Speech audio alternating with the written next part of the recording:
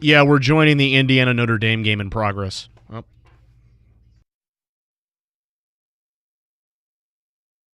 Yeah, it's just joining in progress.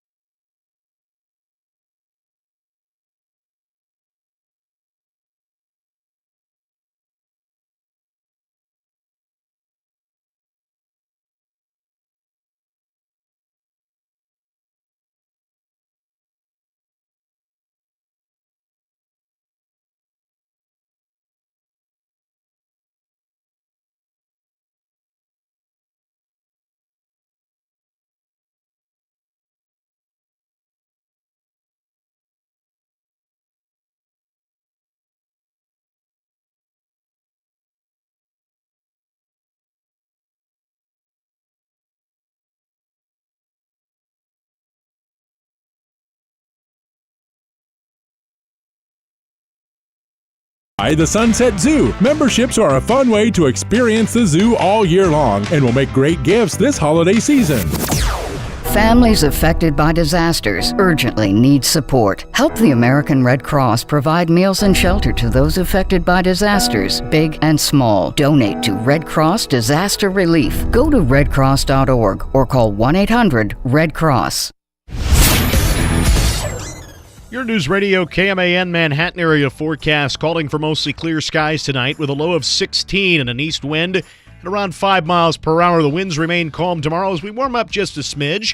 Sunshine and a high of 41 throughout the day. Low of 24 then expected tomorrow evening with clear skies, up to 53 with the high Sunday with sunshine. But the wind's expected to pick up a south wind between 5 to 15 that could get as high as 25 miles per hour. Currently, it is 32 outside in Manhattan. The game is coming your way next here on News Radio KMAN. The following is an exclusive presentation of News Radio KMAN, your home for K-State athletics. It's game time. This is The Game on News Radio KMAN.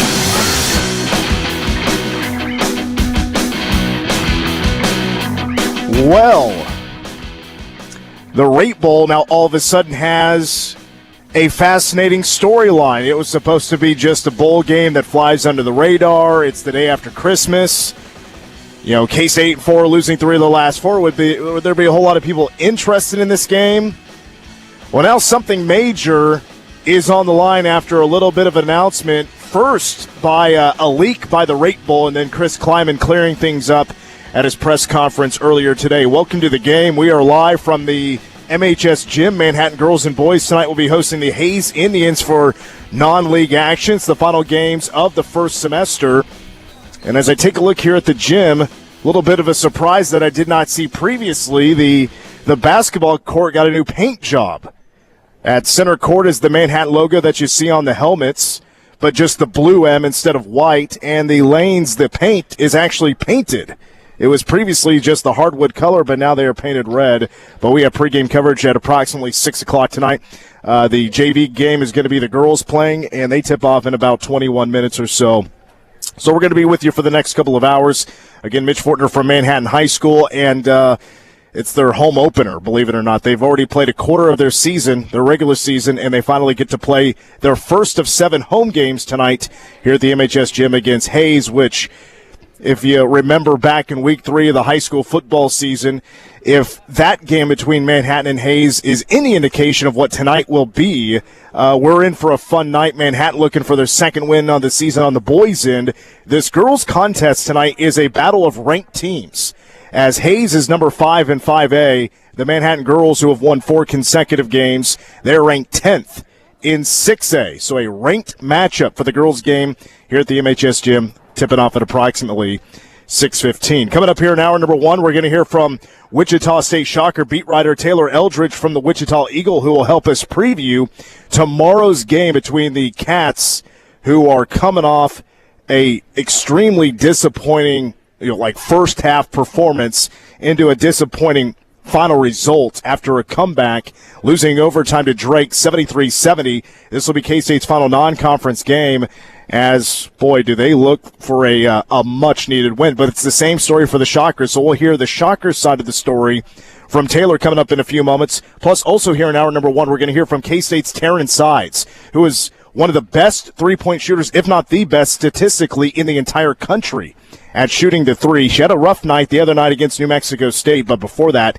you're talking 7 games of shooting over 60% from three-point range. We will hear from the K-State sophomore at 4:40, and of course, MitchPom will kick off hour number 2. We get the official prediction on K-State and Wichita State. So, of course, as we're still 20 minutes out from this JV game, it's a super quiet gym, and I feel like I have a studio audience in attendance to hear this broadcast. AJ, I want to lead off with the big storyline from today's press conference with Chris Kleiman. There's, of course, bowl talk, a little bit of bowl talk. There was a lot of talk about just the hours these coaches are putting in. Everything on their plate that is really built up and is taken head on, all one at a time after the signing class a couple of weeks ago. But the big storyline to me is what we learned about the wardrobe for K-State. And this is a big deal for K-State because of the previous record when K-State wears an alternate uniform. But I want to ask you a question because you seem like you come from Chicago. You are a Chicago Bears fan. Chicago Bears, they have a very traditional uniform. They will occasionally throw an alternate or a throwback uniform in there. Are you a fan of when the Chicago Bears wear the alternate or the throwback instead of the classic Chicago Bear look? I am more of a fan of their throwback uniform. I like the white with the very the pinstripe looking. I shouldn't say pinstripe. I like the old-fashioned socks they have, and if you're at home right now, I would type that into my computer. Chicago Bears throwback uniform, the white unis. I really like them. The orange unis are okay. I'm not a big fan of the orange helmet. An alternate uniform is always fun, and especially with basketball. But with football, we obviously know K-State has not had the best record. So when I saw the news today about that, I was not too thrilled, to say the least. Well, let's be real about this Rate Bowl for just a moment, okay? It's not the most exciting game, but it's certainly more intriguing. First of all, it's exciting to the point where K-State will be playing a Big Ten opponent. They'll get an opportunity to maybe, get some redemption from the game back in 2006. That was the Texas Bowl. And also, K-State's going to have a great opportunity to play younger guys. And for instance, when I say younger, not just younger guys, but also look at the running back position. DJ Giddens is going to be heading to the NFL. He will not play in this game against Rutgers on the 26th. It's the day after Christmas. That's not the most pleasing, I would say, for a lot of fans, that if they want to go to this game, they're going to have to spend the holiday in a hotel potentially and trying to find places to eat before that bowl game. But it's extremely fascinating to know that, all right, Dylan Edwards is now going to be the starting running back, plus Joe Jackson and maybe other running backs are going to get a much larger opportunity now that DJ isn't going to be playing. There's now going to be a battle next season to see who's going to be the starting corners for K-State. Well, Jacob Parrish is now off to the NFL. He's not playing. So is Ashawn Rich or a James Justice is going to be starting. So that's very intriguing. And by the way, bowl updates start Monday morning, presented by Edwards Jones. There's going to be a lot to talk about now with this bowl game leading off to kickoff 4:30 from Chase Field in Phoenix, Arizona, against Rutgers, who finished the regular season 7-5, K-State 8-4. But now that K-State's wearing an alternate uniform, here's Chris Kleiman describing what that uniform is going to be. We are the home team. So we're wearing white helmets and white pants with our purple jerseys. Okay, so just a quick statement about what exactly K-State will be wearing. The question was warranted because we all saw a tweet from the Rate Bowl yesterday, and that tweet was Big E from the WWE. He has become an ambassador for the WWE and doing a lot of these appearances on behalf of the WWE, because WWE, the World Wrestling Entertainment, now has a relationship with the Big 12. Well, Big E has now become kind of a spokesperson now for the Rate Bowl. Maybe not necessarily because of the Big 12. Maybe that's why. But anyway, yesterday he was doing radio shows. He was doing all this press stuff to hype up the Rate Bowl. And in a picture that was released by the Rate Bowl, it's him holding both helmets, one Rutgers, one K-State. Well, that K-State helmet was white. My first thought was, well, it's kind of what they do with when recruits come to visit. They take their pictures in a uniform. It's typically the all-white uniform. So I was like, okay, maybe this is just for promotional stuff. Will they actually wear any sort of alternate helmets or jerseys or pants or whatever? Well, turns out that is going to be the case. K-State wearing the white helmets with the Power Cat. They're going to be wearing the, of course, home purple uniforms, and then the white pants that we've seen a number of times. As a matter of fact, we've seen it 4 times. K-State wear the white pants. Chris Kleiman also mentioned that this decision came about by just giving the seniors the opportunity to do something a little bit different. Talked to a couple of the older guys that are going to play their last game and ask them their opinion on it. I know you've got more opinions that I want to know about it, that I care to know about it. But it was, then I had the idea, went to a few of those older guys and said, let's do this. And well, I love that because you got a lot of 6-year guys that have been here since Chris Kleiman has been with K-State. So that's something special. It's also a bowl game. Why not do something a little bit special? They did that back with the Liberty Bowl back in 2019 against Navy. But here's the storyline. K-State, under Chris Kleiman, is 0-4 when winning some sort of alternate look. Either if it's the full uniform, if it's just the helmet and the pants, you throw the jersey in there as well. Here's the history of when K-State has worn an alternate uniform, those results. K-State did it 3 times in 2019. Lost to Baylor, 31-12. That's when K-State wore white pants, a white helmet, and the power cap, the look you're going to see in the Rate Bowl. A couple of weeks after that, K-State then hosted West Virginia, lost 24-20. That's when K-State broke out the script cats on a white helmet.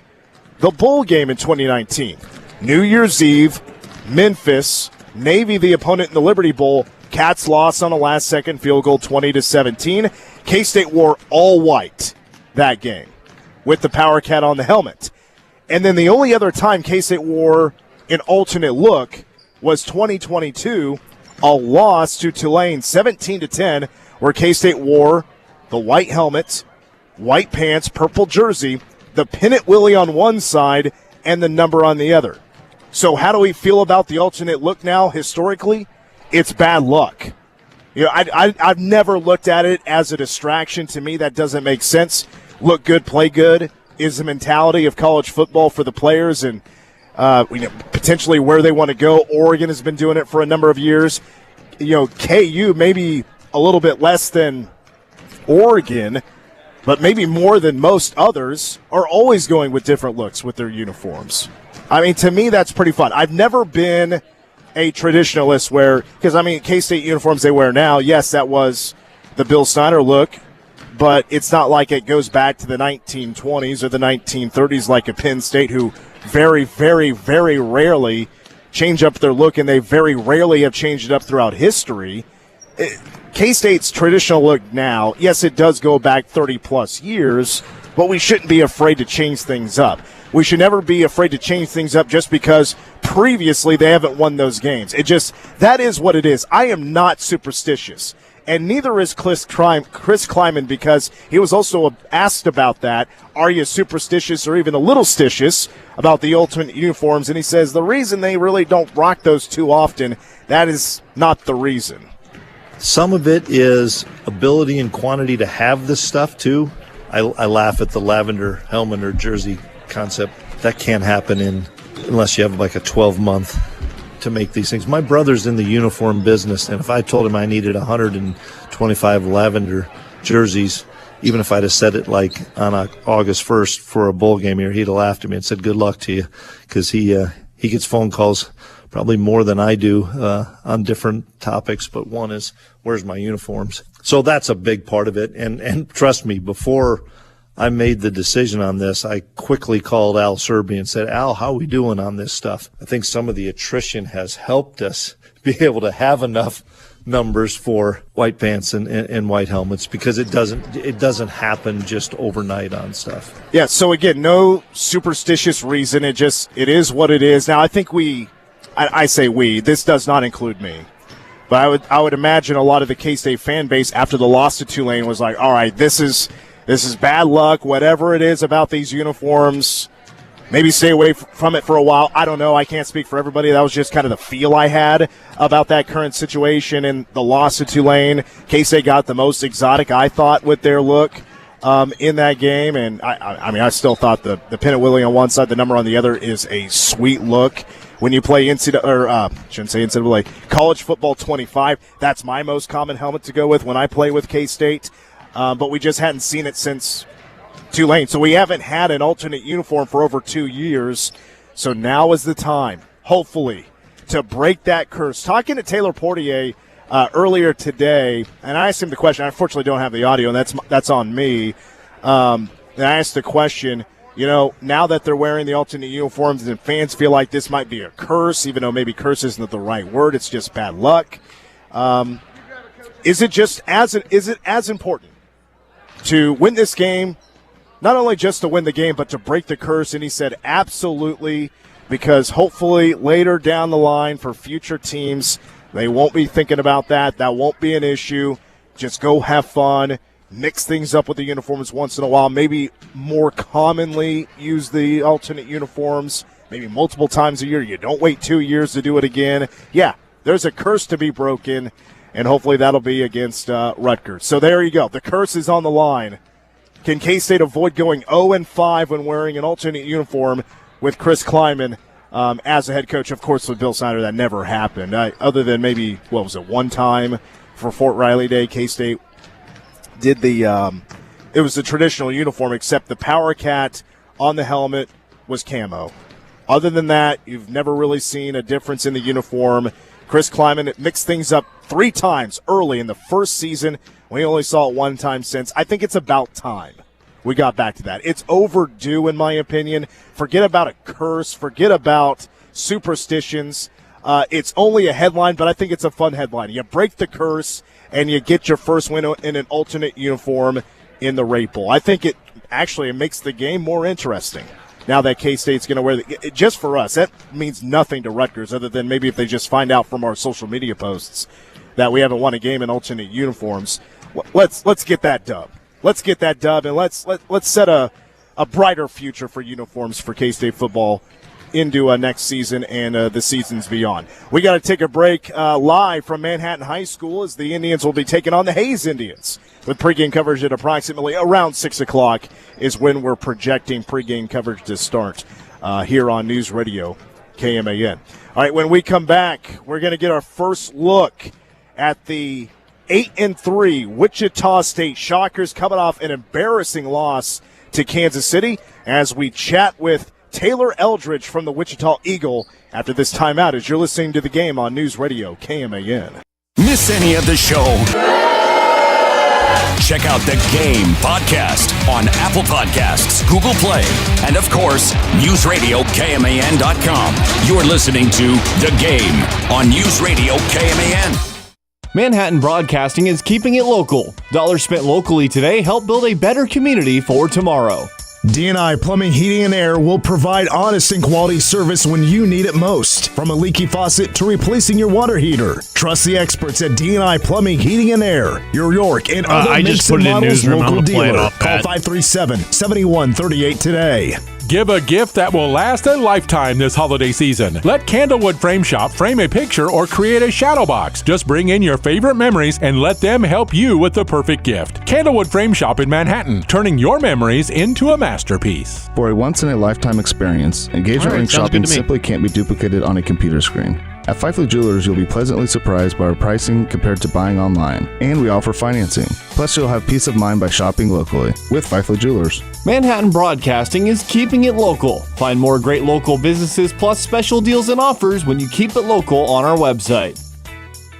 At McCown Gordon Construction, we improve lives by building authentic relationships. No matter the project size, our clients enjoy unmatched talent and resources in the Manhattan area market. Early collaboration with our pre-construction team ensures cost certainty, preventing surprises. Whether it's education space for learning or healthcare space for healing, we build to serve the community. McCown Gordon Construction, proud builder for K-State and the KSU Foundation. Visit McCownGordon.com. What are you doing on Christmas Eve? Grab the kids. Come to worship at First United Methodist Church. We'll offer 3 evening services, 5 p.m., 7, and 11. Everyone can have communion, light a candle, feel God's presence. Come as you are. Wear your jeans, your pajamas, we don't care. We care about having your heart here, not your fancy clothes. I'm Pastor Donna. I'll see you at First United Methodist Church, 612 Points Avenue, Manhattan, Kansas. Merry Christmas. Make Blueville Nursery Garden Store your Christmas shopping headquarters. With our wide array of decor, gardening supplies, and more, we have something for everyone on your list. We also have Christmas trees, live greens, wreaths, and poinsettias to give your home a festive feel this holiday season. We'd like to thank all of our customers for another great year. Blueville Garden Store is open Tuesday through Saturday, 9 to 4. Come give us a visit at Blueville Nursery, where you'll always find the friendly smile and expert advice. Located at the corner of Scenic Drive and Anderson and Manhattan. If Kansas weather has taught us anything, it's to be prepared for everything. It's time to call M&S Plumbing, Heating, and Air to make sure your furnace is ready. From full safety inspections to replacing your furnace, M&S Plumbing will keep you and your family warm this winter. If it's been a while since you've had your furnace serviced and inspected, be sure to call and schedule your appointment today. Simple fixes now can save you big money later. Call the experts who care. M&S Plumbing, Heating, and Air. Melissa from Michigan. I work an extra part-time job serving lunch at my child's school, but I still can't afford to put food on our table. Daniel from California. Choosing whether to pay the rent or pay to fix the car to get to work doesn't leave us with much at all. Now we can't even pay for meals. Hunger is a story we can end. End it at feedingamerica.org. Brought to you by Feeding America and the Ad Council. The Wildcats. It is good! He got it! The Scarlet Knights. Oh, he lost the ball! K-State got it! It's the Rate Bowl. Live from Chase Field in Phoenix, Arizona on Thursday, December 26th. I kind of lost you there for a second. 10-5 touchdown! Jack Fabris! Bowl coverage starts at 2:30 on your home for Kansas State Wildcat football. Power Cat Game Day begins coverage at 12:30 on the 26th on News Radio KMAN.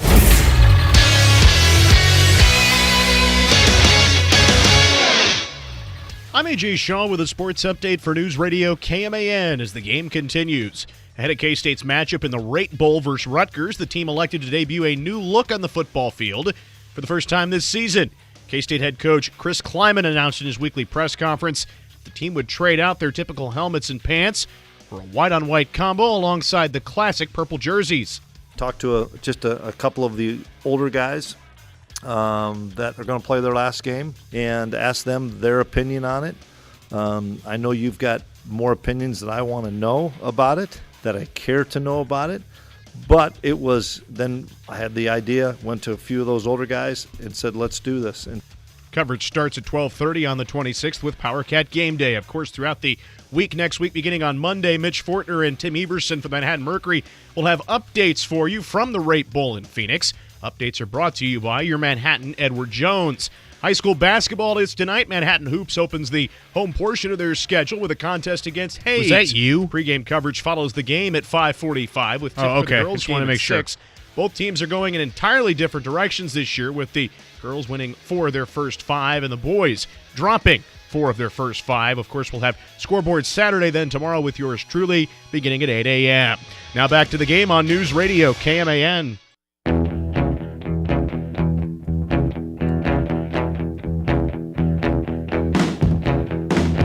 Continues from Manhattan High School. Mitch Fortner with A.J. Shaw back in our K-Man studio.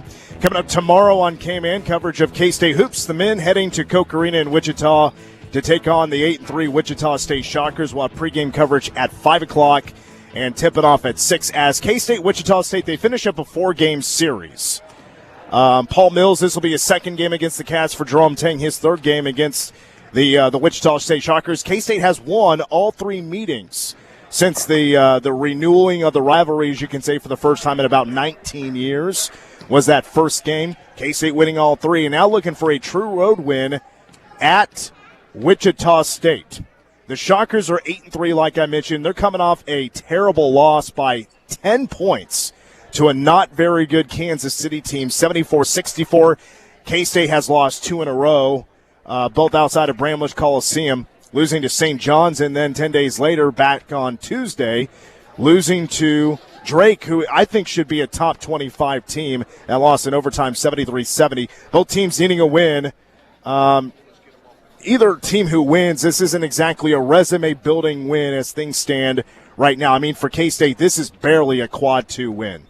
If it was anywhere else instead of Koch Arena, this would not be a quad 2 opportunity, as Wichita State barely in the top 135 of the net ranking. So both teams not exactly playing the basketball they expected to play at this point in time. But let's take our first look at the Shockers, as earlier today I got a chance to catch up with Taylor Eldridge. He is a Wichita State Shocker beat writer for the Wichita Eagle, and we take our first look at the 8-3 Shockers. Well, Taylor, I really appreciate your time. Heading into this game on Saturday, both teams, they're coming off losses on Tuesday night. Cats lose to Drake in overtime. Drake, a pretty respectable team. They're undefeated. Wichita State, after a loss to DePaul, they fall at home to Kansas City. Kansas City was not off to a great start. Their net ranking was almost in the 300s. Wichita State, hey, Mitch, I'm going to step out and get a water really quick. Was a 14.5 point point favorite. They lose to the Shockers 74-64. After their 2 previous losses to respectable teams, I guess what happened against Kansas City that has the Shocker fans not too happy right now? Yeah, we actually just got out of a press conference with Paul Mills, and he said that he felt like WSU played entitled basketball. Like, they felt like they could just show up, and like you said, they're double-digit favorites playing at home. They felt like they could just show up and win, and they were not locked into the scouting report. The defense was probably the most undisciplined that I've seen, this season, maybe the 2 years. They were just very sloppy on defense. The offense looked like it was stuck in mud the whole night, and they get down by 23 points on their home floor to a 14.5-point underdog. So they were a little embarrassed by that Florida loss just because they got down by like 50, but it's still, you can chalk that up to that's a top 10 team, very talented. It was just Florida's day that day. The DePaul loss, chalk that up. They made 17 threes.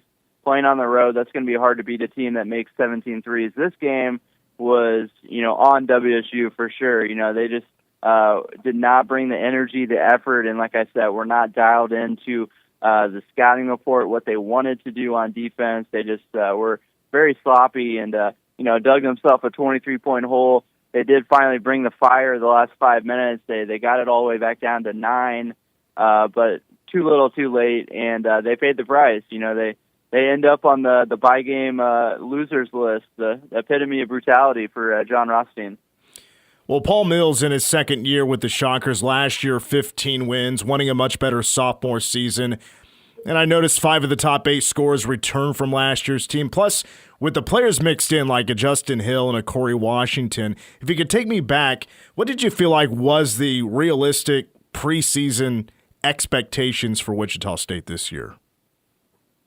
Yeah, this is a team that really struggled on the road. They only won 1 road game in conference play, and really the whole season. Mitch, can you hear me? It was like the very last one.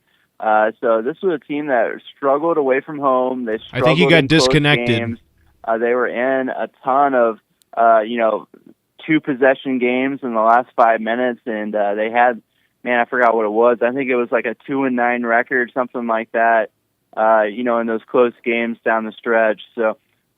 They did, significantly upgrade the roster, and I was, fairly high, relative to the conference. I think top 4 in the conference was about right, and they were picked by the coaches to finish 4th in the preseason poll, so that sounded, about right. And Memphis obviously has the most talent. UAB was the defending conference tournament champion.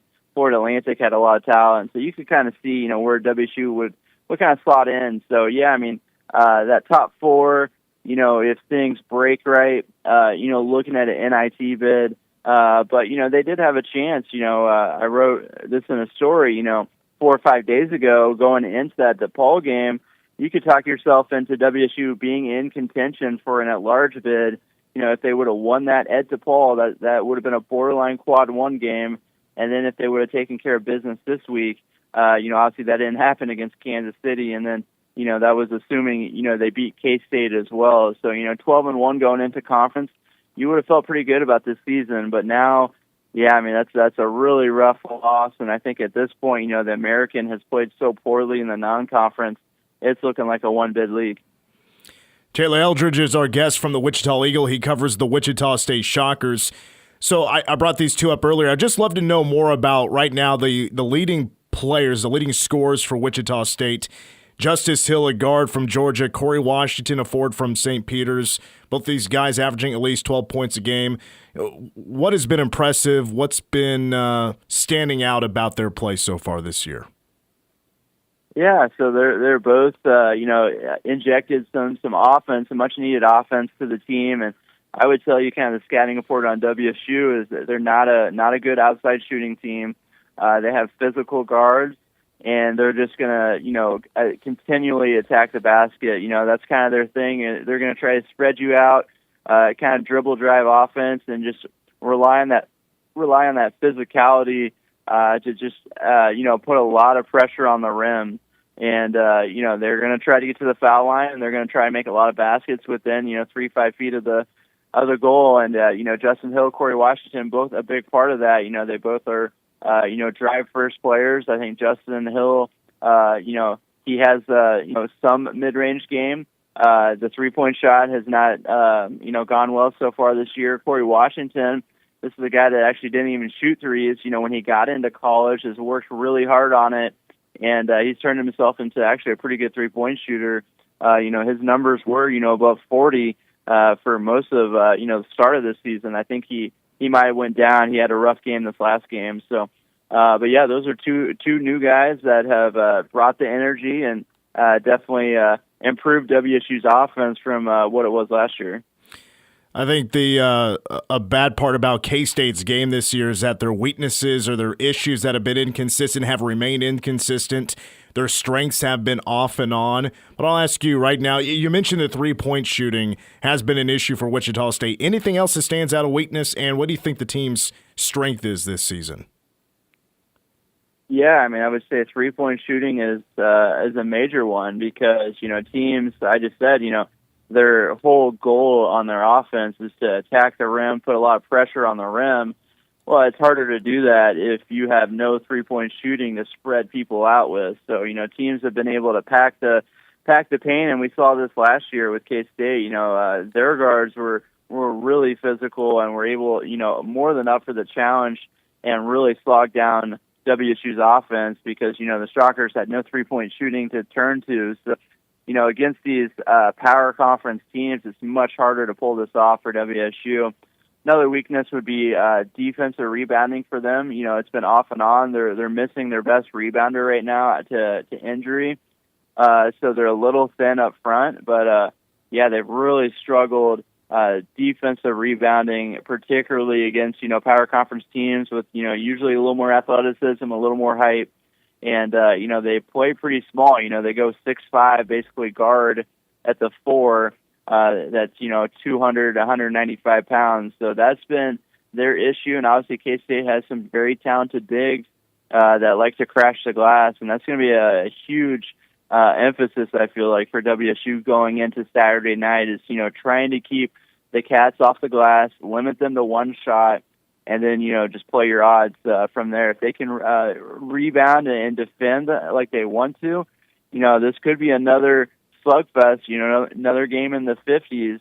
But I would say the strength, what I talked about, attacking the rim, their guards are very good at, getting downhill. You talk to coaches that have played WSU, they've all said that. They are elite at getting downhill. Finishing, it's been off and on. And, against power conference teams, it's been a struggle for WSU to finish at the rim. So, unless WSU has, an outlier game, shooting threes, if they make, 7, 8, 9 threes, then they're going to have some room for, some cushion. But, if they don't, they shoot poorly like they regularly do, it's going to be a big challenge against this K-State team. The obvious benefit is getting to play this game at home. They haven't brought K-State to Koch Arena in more than 2 decades. So this is a big deal for Wichita State and the fans. Well, I was about to ask about the fans because, I feel like this should be a bigger deal. There should be more hype around this game. Maybe it doesn't help that it's only on ESPN Plus, and also maybe that, Wichita State's lost a couple in a row and K-State hasn't beaten a quality team yet, that these teams maybe just, they're not where they should be right now. Mm-hmm. So you mentioned the hype. Do you feel like this is going to be an electric environment at Koch Arena on Saturday? No, I think you're spot on with that. This should have been a sellout, weeks ago. And, it's not. It should be still, in the 9,000 range would probably be my guess, which is, the best crowd Wichita State has drawn in many years, maybe the most since COVID. So, this will be a big deal. But, yeah, the luster of this game has kind of, been worn off by the poor starts relatively for both of these teams. Obviously K-State came in thinking they were a top 25 team. That hasn't happened yet. And, Wichita State, it was looking good there, and now they've lost 2 straight. And, both of these teams are reeling a little bit coming into Saturday. So, yeah, I don't know how many walk-up tickets, how many, last-minute tickets they're going to sell. especially at that price point. But they do, they were able to sell a lot, leading up into this game. And like I said, I think a name opponent like K-State, bringing them to Koch Arena, it's always going to be a big deal for Wichita State. And but yeah, I mean, if these teams were up to their potential, no doubt about it, this should have been a sellout. This should have been like a huge buzz in the community. And after Tuesday, I mean, it's tough. That kind of just took the wind out of the sails. So you're right, but it's still going to be a good crowd. It's not going to be the same packed out Koch Arena that was before COVID, but it still should be an electric atmosphere. That crowd, it's even if it's half full, it gets pretty loud in there. And with 8,000-9,000 there Saturday night, I'm sure there's going to be a lot of K-State fans, but still should make for a great atmosphere. Yeah, you mentioned it there. I've been to Koch Arena many times, not really for Wichita State games, but like covering Manhattan High in the state tournament or whatever else going on in Koch Arena, that even at half full, the way the place that's built, it can really get loud in there. So you're spot on with that. I think there's no doubt that both of these teams look at this as a must-win, so we'll see how it goes down on Saturday. Taylor, before I let you go, I've never been, other than Wichita State, I've never been to a game anywhere else that has to do with an American Athletic Conference team, either for football or for basketball. Covering basketball, is there anybody that stands out in the American that has a fun atmosphere in college basketball like Wichita State can have? Yeah, I mean, Memphis comes to mind. They play in the FedEx Forum, NBA arena. That's like 20,000. And, when they're rocking, when they have it going, and they do this year, that's a great crowd. But it's an NBA arena, so it's not the same intensity, like the loudness. But they do draw, 14,000, 15,000 to Memphis the game. So that's a fun experience. I would tell you, FAU, when they had Dusty May and, they brought back the Final Four team last year, that place was rocking when I went down there last year in Boca Raton. Very tiny gym. I think it was only like 2,000, but they pack it out. Student section is going crazy. Obviously there's a wait list to see their games coming off of that season. So FAU, Florida Atlantic, was very... it was just an awesome atmosphere. I was very impressed by it. So those are the two that come to mind. But honestly, this conference, mostly football, not a lot of, basketball first. Probably Temple would be the only other one, but they really struggle to draw crowds. So not a lot of, A-plus atmospheres in the American, but I would say Wichita State, Memphis, and FAU probably stand out. All right, Taylor, I really appreciate your time and everything you said. Yeah, it's a big one for both teams. We'll see how it goes down on Saturday, and we'll see you at Koch Arena. Thank you for your time. We'll talk to you soon. Sounds good. Thank you. Once again, Taylor Eldridge from the Wichita Eagle, beat writer for the Wichita State Shockers, joining us here on the game. We'll look more into this matchup between the Cats and Shockers Saturday evening. From Koch Arena, tipping off at 6. Pregame coverage at 5 on News Radio KMAN. And that's because MitchPom is coming up at 5:10. We'll get the numbers officially crunched, and we'll get the official prediction from MitchPom at 5:10. Up next, though, the K-State women. They finished their non-conference schedule earlier this week, beating New Mexico State, and finished with a record of 12-1. And there is not a shooter hotter in America right now from three-point range than the 52.9% from K-State's Taryn Sides. We'll hear from the sophomore next on the game. Your home for K-State sports. Line. Is in. Touchdown, Kansas State in 4 overtime. This is The Game on News Radio KMAN. I never dreamed I'd reach age 100. I really didn't. C. Clyde Jones is a legend around Manhattan. The first dean of K-State's College of Business is now 101 years old. Clyde's recipe for longevity includes his customized daily home care provided by passionate, trained professionals from Interim Healthcare. What I treasure the most about interim is the personal relationships I've developed with the personnel who come to take care of me. Just a wonderful group of people.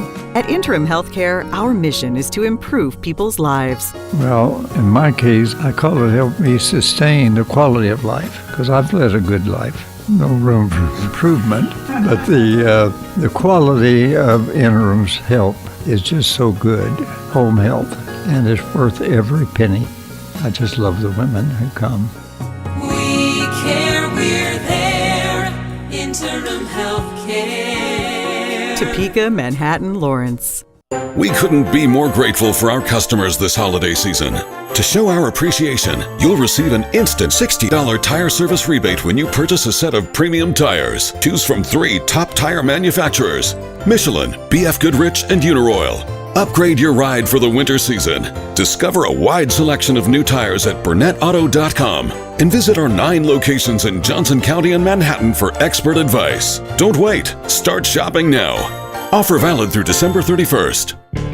Central National Bank reminds you to be hyper-vigilant about scams. You don't want to lose your entire holiday gift budget to fraud. If you do find a suspicious transaction, come into any Central branch. Your holidays will be happier and Christmas will be merrier if you keep your money away from scammers. Central National Bank, money for life. Member FDIC, money for whatever since 1884. After facing a multitude of challenges since 2020, Flint Hills Area Transportation Agency has decided to evaluate the current system and seek out the current needs and wants of the local communities to guide a path forward. Your input is vital. Flint Hills Addabus needs your help. Get involved and share your input to help guide Addabus so they can provide more convenient and efficient connections to jobs, services, and educational opportunities. Take the survey by going to fhata.org/study. On Thursday, December 26th, K-State will play in the Rate Bowl from Chase Field in Phoenix, Arizona against the Rutgers Scarlet Knights. Kickoff is set for 4:30. That means PowerCat Game Day, the biggest pregame show in the Big 12, will begin at 12:30. PowerCat Game Day is brought to you by Prairie Land Partners, Orthopedic and Sports Medicine Center, Culver's, and the McCain Performance Series. Listen to PowerCat Game Day on 101.5 K-Rock, News Radio KMAN, and online at PowerCatGameDay.com.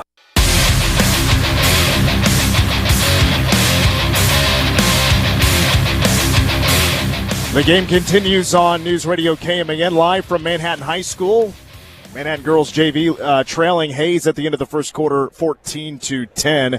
Meanwhile, the K-State women's basketball team, 13th ranked team in the nation. I think it's them, Iowa State, and West Virginia. It's those 3 teams, their conference to win. K-State will open up Big 12 play Sunday at 1 o'clock against the Cincinnati Bearcats. I think it's awesome if you look at K-State's bench that you have a player coming off the bench averaging double figures, can come in and be a sniper, and that is sophomore guard Taryn Sides, who stands just 5'6", but she is a phenom that gets people who guard her to fly through the air. She'll take a step to her left and just knock down a 3 over her last 7 games, shooting over 60% from three-point range, and she is the nation's leader in three-point field goal percentage at 52.9%, and she is the second when it comes to players in the top 10 are shooting 50% or better from 3. She has the second most three-point makes with 36. And earlier this week, I had a chance to catch up with K-State sophomore guard Taryn Sides. Taryn Sides is our guest. Let's start with that finals week last week. How did the grades turn out? All A+? I wish, but they're up there. They're decent. What's the hardest class for a sophomore at K-State, at least from what you took? I'm just now kind of starting to get into my kinesiology classes, and so I took anatomy and physiology for a couple of weeks. I dropped that one just because it was so busy with basketball. I did not have time for anything, but yeah, I'm just now starting to get into my classes, so they're getting harder. All right, I wanted to ask you for some advice. As you know, all the players that get significant playing time, you may be one of the youngest. So my girlfriend's daughter just turned 16. I have no idea what to get her for Christmas. What would you recommend a 16-year-old, to get a 16-year-old, sophomore in high school for Christmas? Oh my goodness, that is a great question. Like basketball-wise? She's a wrestler. Okay. That's her sport. but she's like a Taylor Swift fan, you know. Okay. Fiona go big, and she loves Taylor Swift. You know, there's always some concerts you could take her to. I think, well, that tour wrapped up, so might have to wait for a little while for another Taylor Swift tour. Let's talk about you now once again, because what a great start you've had to this season. Obviously, people are noticing how well you're shooting the three. What's this been like for you? Are you getting more attention from people around campus? Oh, hey, that's Taryn Sides. She hit that big three against whoever. Yeah, I mean, it's just been a lot of fun this year playing with these girls. I love all of them. They just, bring so much joy to the game, and shooting the ball well right now, which is always fun. I think just I have a lot more confidence, and when coach is telling you, shoot the ball, like that gives me the utmost confidence to knock them down. And yeah, I mean, the community, they're always, small town girl from around here. They're just great with me and all the other girls. Like, we're out in town, they're like, hey guys, like, good game last night, or good luck tomorrow. So definitely thankful for all of them. Coach Mitty brought you up a lot during the preseason, just because of you shooting the ball well in practice. Do you feel like you're shooting the same high percentage you are at practice as you are in games? Is it more at practice? Is it more in games? He really hyped you up in the preseason. Yeah, I think definitely in the summer I shot the ball pretty well. It's every day is different. Sunday you shoot it better than others. Like yesterday I didn't shoot the ball too well in the game, but that's basketball. So yeah, just focusing on the next one and having confidence. Like every time I shoot it, I think it's going in, and that's the way it should be. So just if you miss one, bounce back, Well, yeah, you had a rare 0 for 3 start. Last 7 or 8 games, you'd been just kind of unconscious with your shooting percentage. How did you handle that, going 1 of 5 yesterday? And Yeah, I mean, it's basketball, like I said, and I know in the press conference after another game that I shot the ball well. Not every game I'm going to shoot like this. I hope I do, but it probably won't happen every single game. So I think the main focus for me was to find ways to impact the game and in a different way. If I'm not knocking down shots, like find open teammates, go get some rebounds, go get some steals, play good defense. So when the ball's not falling, just finding other ways to help my teammates. So what's been the biggest adjustment this year? You've always been the shooter, feels like you shooting threes is second nature. So is it maybe on the defensive end or your passing? What's been your biggest growth this year other than the shot going in? Yeah, I think defense is definitely something I'm still working on and I want to improve on. And then also I would say just moving without the basketball. Like last year I kind of felt like I stood on the perimeter a lot, so now I'm starting to just move around and get other people open without the ball, and I think that's hard to guard. Like when you're on defense, you don't want to guard, Steph Curry running around everywhere, so just trying to be like that, so open up shots for my teammates and myself. Does it ever surprise you, because maybe your biggest oohs and ahs have been when you've pump faked and somebody just goes flying by you. Does it surprise you how often that will happen when somebody who's 6 foot will jump as high as they can and fly by you to try to block your shot? Yeah, I mean, I can just see it coming. I think it's kind of a respect thing. Like they're flying that hard at me and they respect my shot so much. But it's really just reading the defense and making plays. But does anybody in practice do that to you? Like jump as high as they can, try to block your shot? Sometimes the practice boys, they'll do it, but it's just because of their egos and they want to, block a girl. So, yeah, sometimes. But Coach Mitty, he told me in the summer, get a couple of them blocked. See how many, see what you can get up quickly and how much space you need. So it's still a learning curve. You guys finished non-conference at 12-1. I mean, that's a stellar non-conference record, especially with the teams you guys played. It might be names that maybe people don't recognize as a powerhouse, but if they pay attention to women's college basketball, this is a pretty solid non-conference schedule you guys had.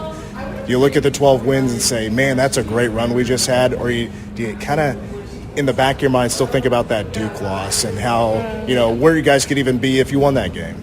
Right. I think we've definitely talked about the Duke game a little bit in certain areas where we can improve, and I think that's a top 10 team, so we're going to have to play, teams like that to get to where we want to be. And so it's really just learning where we could have done better and practicing on those things during practice, having our, practice guys get up in us, so we can learn to play with the pressure, because I feel like that's an area where we can tend to struggle and over-dribble and not move the ball as well. And when we move the ball and, just get the ball flowing, I think we can get whatever shot we want, and we just play well together that way. Big 12 play starts Sunday. Have you guys been just chomping at the bit, just ready for conference play to get here? Because you guys are good and you're going to face tougher competition now consistently. Yeah, we're definitely ready. We kind of said it after the game, okay, now it's Big 12 time, So we're excited. I think we have a really good shot at winning it, and I feel like this is our year. All right, Tayrn, really appreciate your time. Best of luck the rest of the way. Thank you. Appreciate it.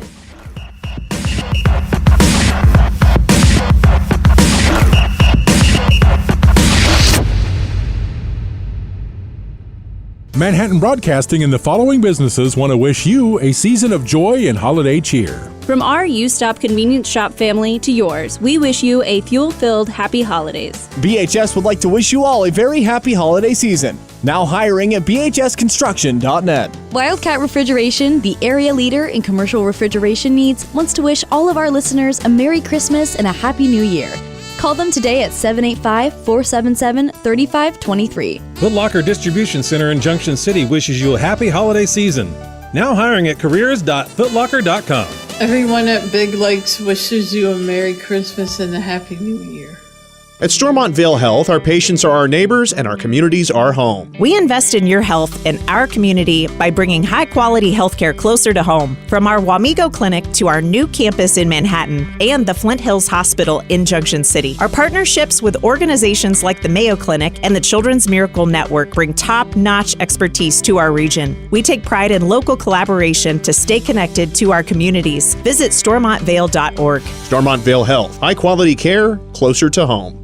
If you or someone you know is having thoughts of suicide or experiencing a mental health or substance use crisis, you are not alone. When you call or text 988, you'll be quickly connected to trained crisis counselors who will listen to your concerns, provide support, and connect you to additional resources if needed. There is hope. Dial or text 988 to connect with the National Suicide and Crisis Lifeline or contact Pawnee's Crisis Stabilization Unit at 1-800-609-2002. Both are available day or night. You've probably heard our Sugar Creek Country Store jingle. You'll always find a smile at Sugar Creek. We sing about it because it's true. Stop by Sugar Creek Country Store in St. Mary's and you'll be smiling and singing about the delicious handmade deli sandwiches, tasty homemade soups, baked goods, and bulk foods too. See it all by visiting sugarcreekcountrystore.com. Or better yet, come and see us at Sugar Creek Country Store in St. Mary's. You'll always find a smile at Sugar Creek. You guys are really good.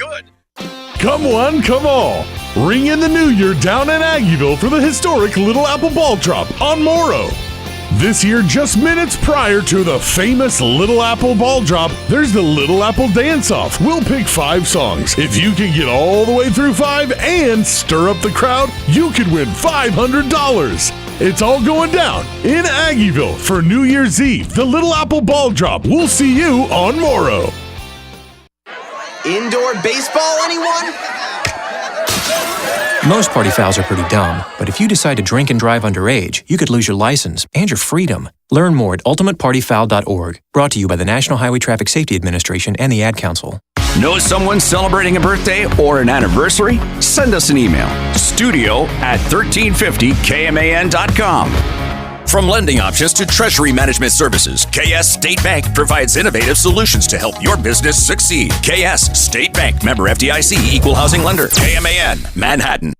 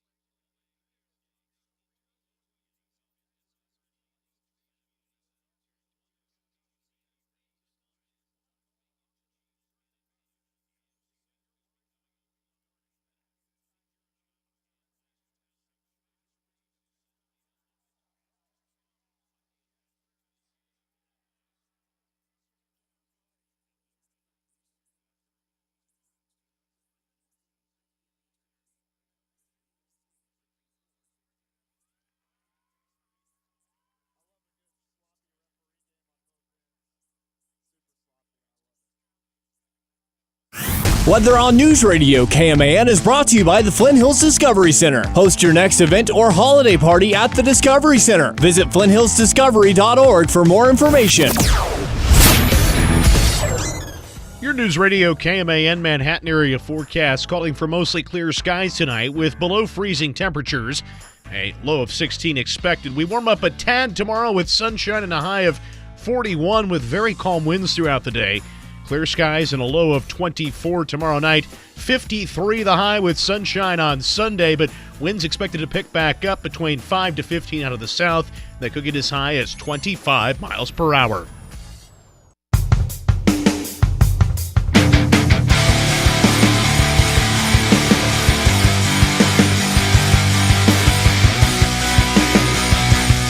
This hour number 2 of the game.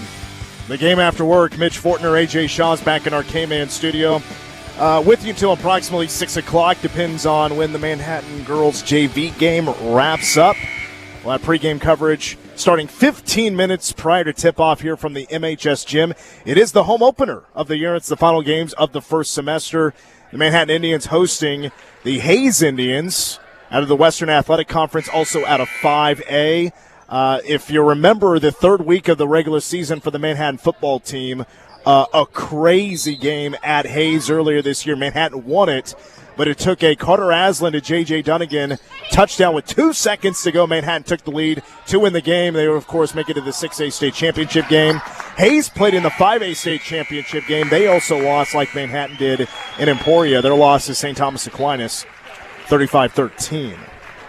But the Manhattan girls game against Hayes is going to be a really good one. Both teams are ranked. And again, pregame coverage at approximately 6 o'clock. If we have time, and I think we definitely will, I want to talk about the college football playoff at about 5:40 because I think there is, even though it's only a 12-team bracket with, of course, 5 conference champions, and I still believe that there's a Cinderella story with this college football playoff. And I'll break that down a little bit later on, plus who I believe will win the college football playoff, along with AJ making his prediction as well at 5:40 if we do have time for that segment, which I believe we will.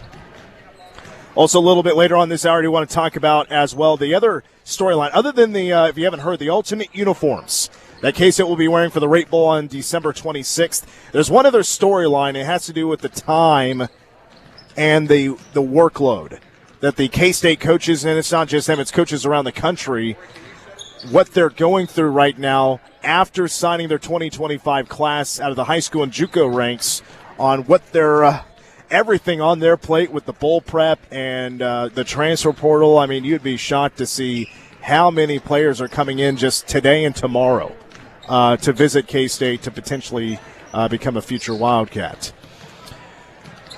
Saturday, it's I think it's no doubt a must-win. Now, it's not going to have the effect that I think a win over Drake could have had, but K-State just needs one thing. They need a win. They need to get it done. It helps that it's on the road. It's a quad 2 victory if K-State can pull it off, and I'm talking about the K-State men at a record of 6-4. Visiting the 8-3 Wichita State Shockers to wrap up a 4-game series over the last 4 years, including this year. But this game will be at Koch Arena. It's not going to be sold out. It's going to be maybe a little over than half full. The way I looked at the way I saw the seating chart earlier today, a lot of the upper deck, and it's the final deck, the nosebleeds, as you would call it at Koch Arena, although there really ain't, I would say, nosebleeds at Koch Arena at the Roundhouse. A lot of those seats are still available. Kind of expensive tickets. They're going for about $100, $50 to $100 at Koch Arena. They're pretty steep tickets. So this place not going to be sold out, but it is going to be a raucous environment. And as Taylor Eldridge told us in the first hour, even though it's not going to be sold out, it's going to be one of the more packed environments that Koch Arena has had since the pandemic. There's a lot of storylines. There's a lot of keys and a lot to break down. It's now time to give you my official prediction on tomorrow's game between K-State and Wichita State as we fire up MitchPom.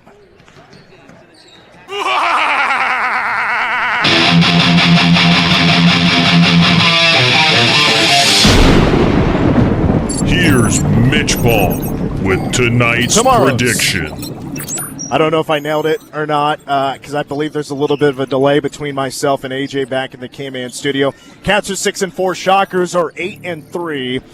Right now, this is barely a quad 2 game for K-State. This is a quad 3 game for Wichita State.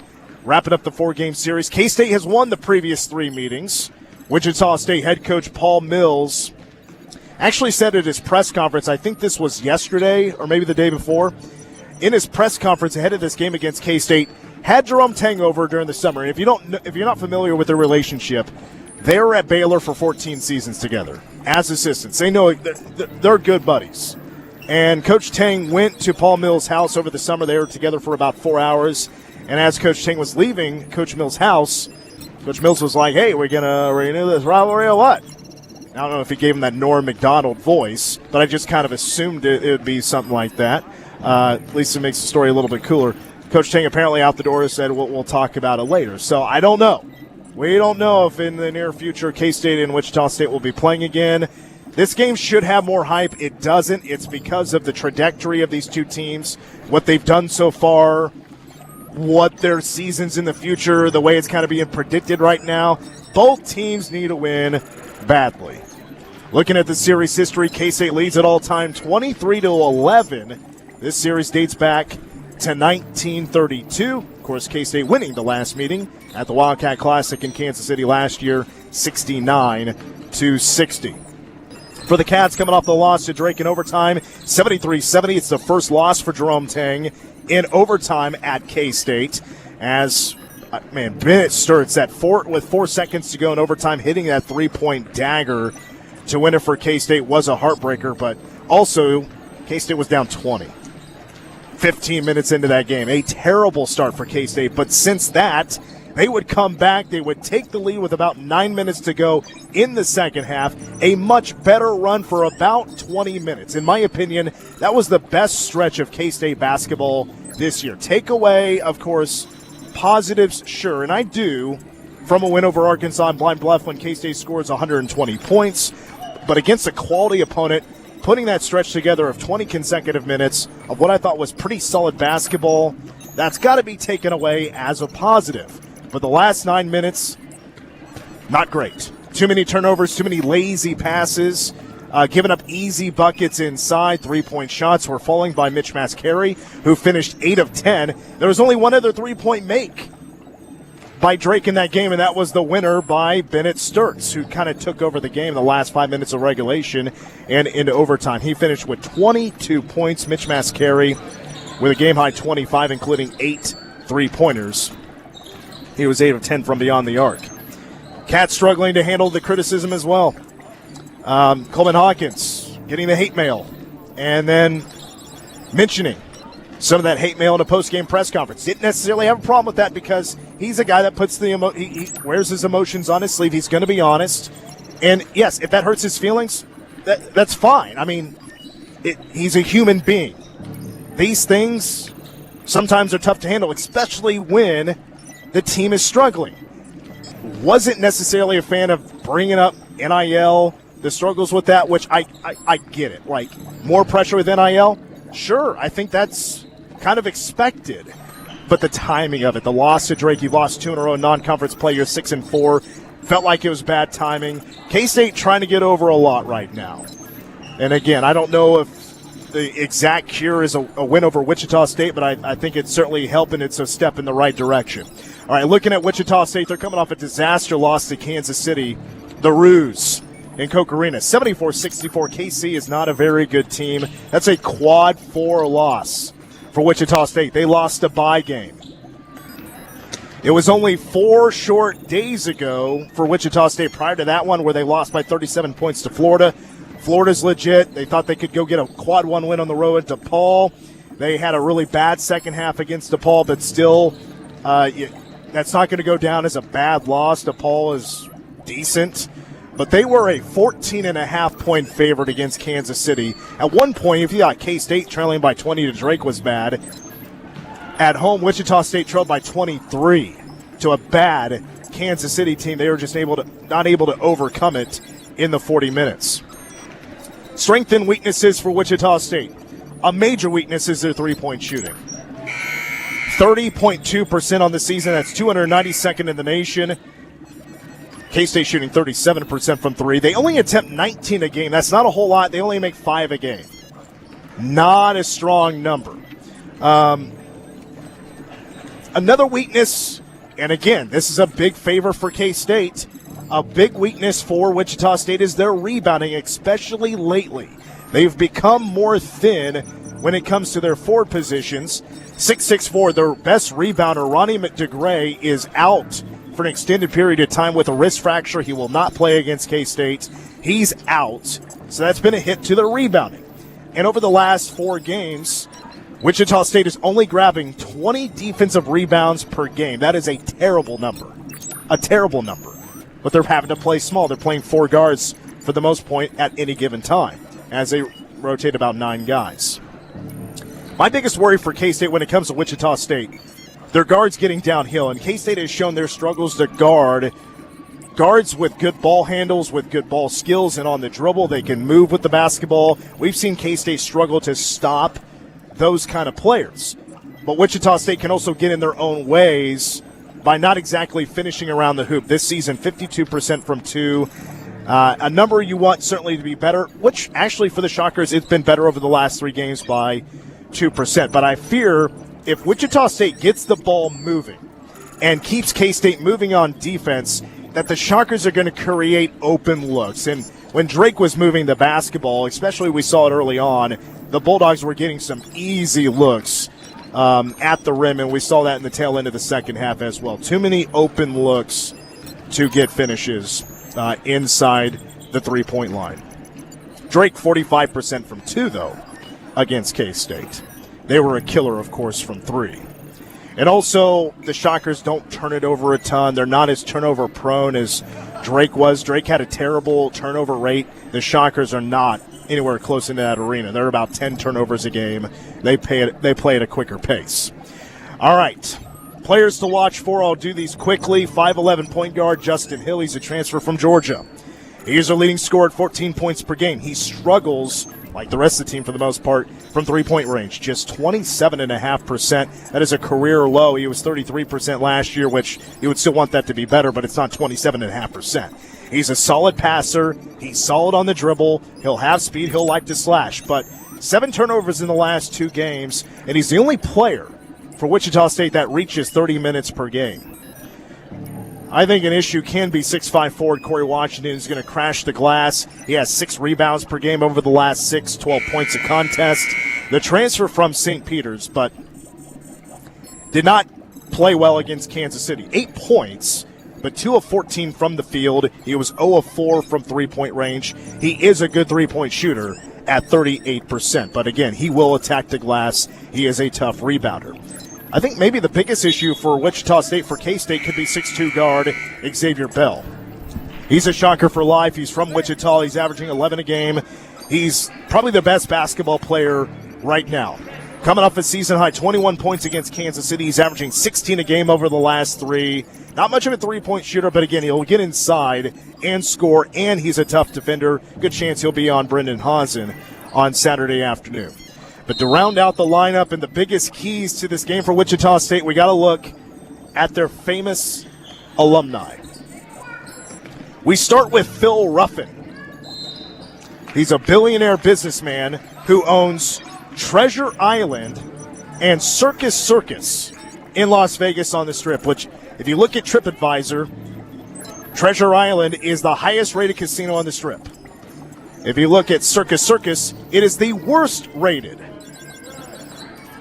hotel and casino on the Strip for Las Vegas. So a very strong positive and a major weakness. So basically cancel each other out. Next, Dan and Frank Carney. They are the co-founders of Pizza Hut Buffet. They're the co-founders of Pizza Hut. I miss the Pizza Hut Buffet. That's all I have to say about that. And then finally, Gary Burrell. He is the founder and CEO of Garmin, and I couldn't think of a better example to paint where these two teams are at right now. Their routes are reconnecting. They're looking for alternate routes because the route they're on right now is not in the direction they should go. Their Garmin is readjusting as we speak. The question is, whose Garmin is going to correct quicker than the other with K-State being on the road at Koch Arena? I have a lot of keys for this game. First of all, K-State needs a first 4 minutes, a great start. They really need that. They've got a rebound, of course, because they did not out-rebound Drake, and Drake was undersized. They need to bog down. K-State needs to bog down the Wichita State offense.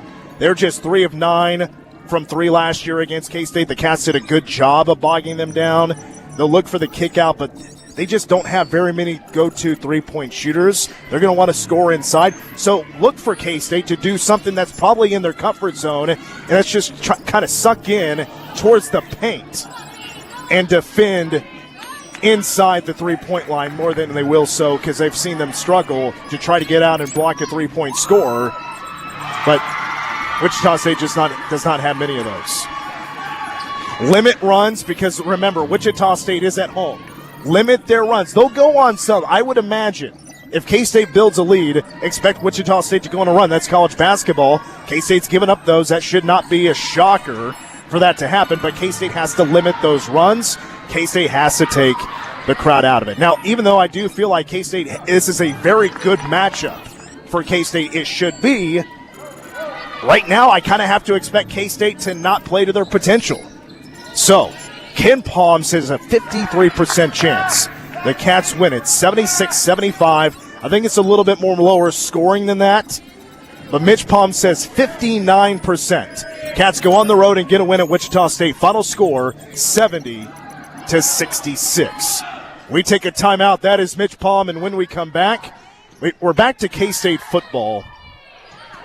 And the other storyline about what exactly these coaches are dealing with, what is on their plate, it's crazy. They're putting in a crazy amount of hours right now these last couple of weeks. Coach Kleiman will explain the workload when we come back. You're listening to The Game. Game on. Tweet The Game, KMAN. Or call 537-1350 and get in touch with the show. This is The Game on News Radio KMAN.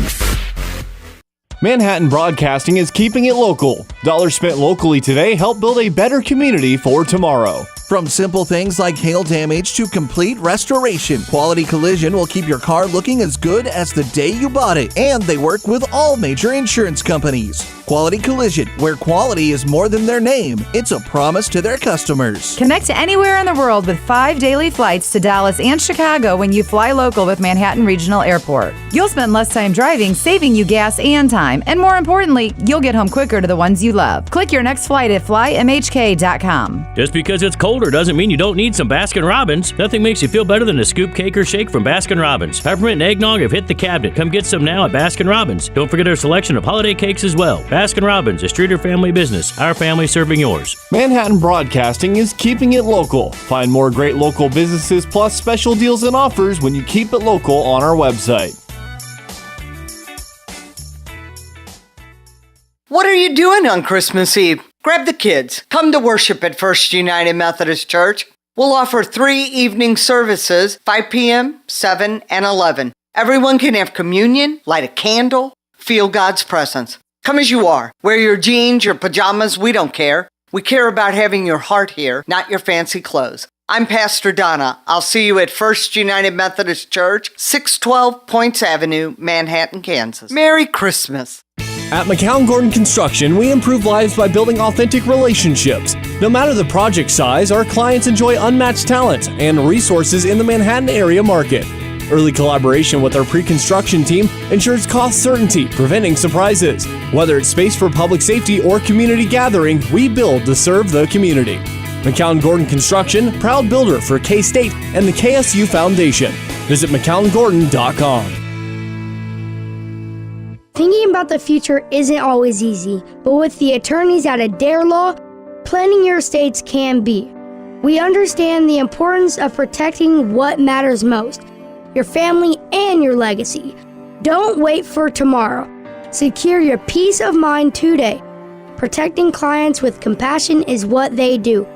Call Adair Law at 785-776-2000 to schedule your consultation today. This is Tori Berard, and I'm the bank manager at ESB Financial. We're a local community bank, and our vision is to help our clients achieve their dreams. So what's your dream? Is it to own a home in the Manhattan community? Do you want to open your own business? Or are you working on building your savings account for a dream vacation? Whatever it may be, we want to help. Come see us at ESB Financial and find out how our unbeatable products and customer service can help you achieve your dream. Member FDIC. Eagle Housing Lender.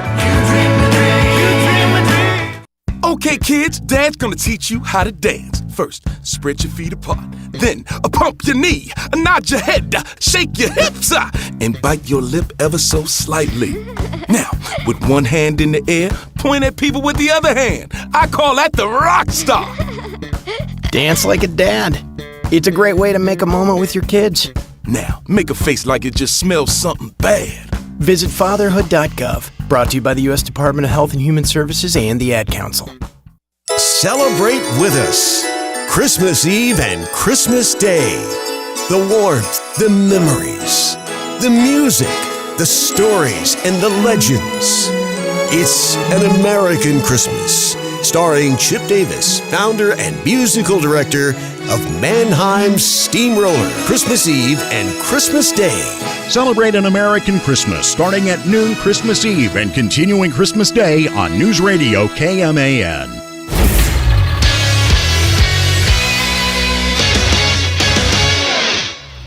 I'm AJ Shaw with a sports update for News Radio KMAN as the game continues.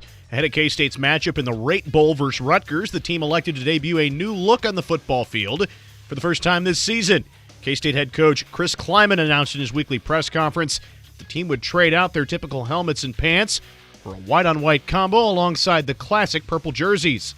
Talked to just a couple of the older guys that are going to play their last game and ask them their opinion on it. I know you've got more opinions that I want to know about it, that I care to know about it.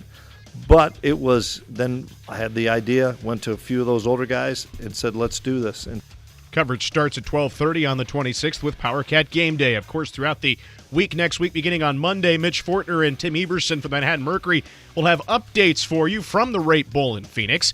Updates are brought to you by your Manhattan Edward Jones. High school basketball is tonight. Manhattan Hoops opens the home portion of their schedule with a contest against Hayes. Pre-game coverage follows the game at 5:45 with tip for the girls' game at 6. Both teams are going in entirely different directions this year, with the girls winning 4 of their first 5 and the boys dropping 4 of their first 5. Of course, we'll have scoreboard Saturday then tomorrow with yours truly beginning at 8 a.m. Now back to the game on News Radio KMAN.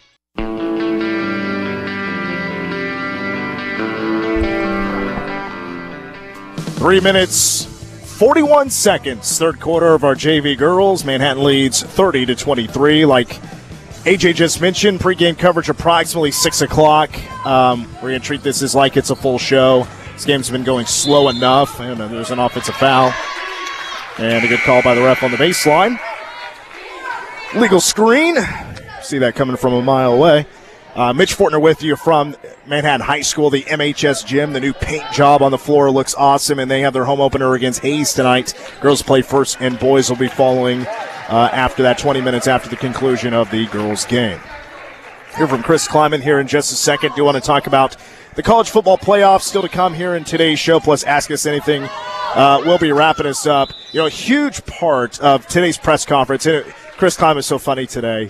Funny, like, the clues he's given me that he's sleep deprived is it's almost like he could be going mad because he's so sleep deprived. I'll give you the clip here in just a minute of them putting in some long hours and exactly what those hours have been adding up to. But think about what they've been doing ever since the signing of the 2025 class. You know, that was a couple of weeks ago. I mean, it's now December 20th. Now it's been, portal.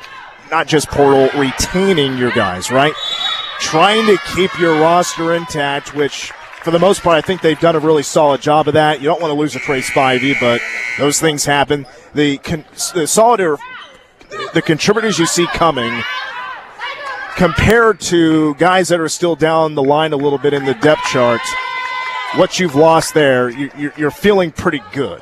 other than Carver Willis is starting right tackle, is now off to Washington, and Trey Spivey. That's pretty much it.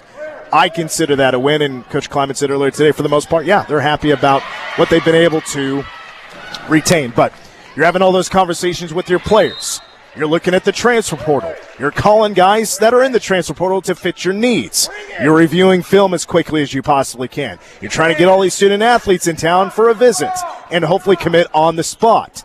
Now, on top of that, you're expecting to have guys come in a day or two before they're supposed to come in. They decide to cancel their visit, and they decide to go somewhere else. Or after they visit you, they decide not to go with you. As a matter of fact, the visits they took didn't matter. Their whole list of they break it down to the final three. It's not even close to what they visited. Like the list is completely different. Now, some good news. It looks like Marquavius Moss, this was tweeted out about 30 minutes ago. Marquavius Moss has committed to K-State. He is a player. This might be, we'll see. I could see another player in the secondary committing to K-State. We'll see. But Marquavius Moss comes out of West Georgia. It appeared, at least from my research, he was going to be either K-State or the Nebraska Cornhuskers to get Marquavius Moss, a player I do like out of West Georgia, pretty talented kid, will be coming in. He's committed to play some safety for K-State, so that's a nice pickup. K-State now has 3 out of the transfer portal, and a nice win over Nebraska, because it was not long ago, a couple of days ago, Hunter, a Cal wide receiver who's going to be visiting K-State, decides not to. He committed to Nebraska during his visit and decided to not take his visit to K-State. So the Cats now have their 3rd player out of the transfer portal and their 2nd in the secondary. But so much is on these coaches' plates right now. Not to mention, so I mentioned the transfer portal. I mentioned trying to retain their players. There's also a bowl game coming up in 6 days. There's bowl travel, prepping for the bowl game, getting prepared for Rutgers, and you don't know who's going to play for Rutgers.